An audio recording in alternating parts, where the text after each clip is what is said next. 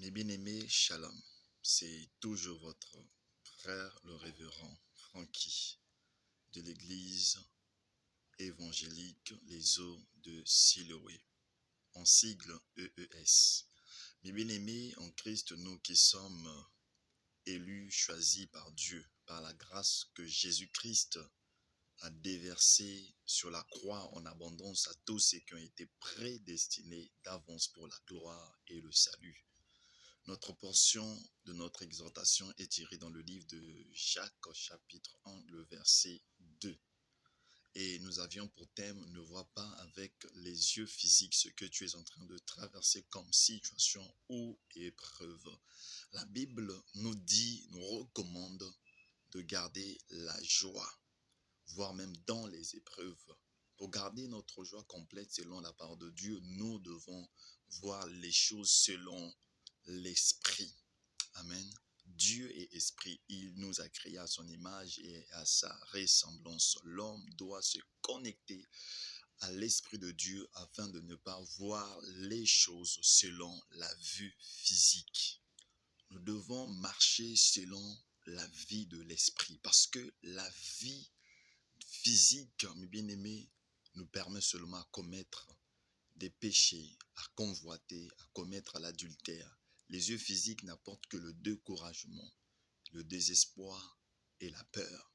Le monde qui nous entoure, mes bien-aimés, est influencé par le monde spirituel. Tout enfant de Dieu doit être spirituel.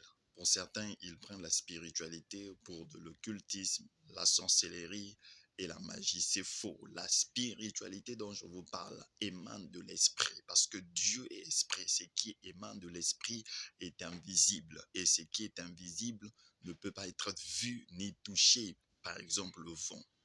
Il y a certaines épreuves ou situations, on le regarde, mes bien-aimés, avec les yeux de l'esprit. Si nous regardons les choses selon les yeux physiques que nous avons, il nous serait impossible, mes bien-aimés, d'expérimenter la grandeur et la puissance de Dieu dans notre vie. Lorsque vous regardez selon l'esprit, vous avez la facilité à comprendre le pourquoi vous êtes mis à l'épreuve en ce moment-là. Vous devez marcher selon la parole et appliquer ce qui a été écrit lorsque vous serez mis à l'épreuve. Lorsque vous êtes mis à l'épreuve, tu n'as pas à t'inquiéter. Le secours venant de l'homme n'est que vanité. Mais les secours viennent de l'Éternel, ton Rédempteur. Le bien avec l'Éternel, nous avions été avertis, nous avions de l'avantage parce que nous avions été enseignés.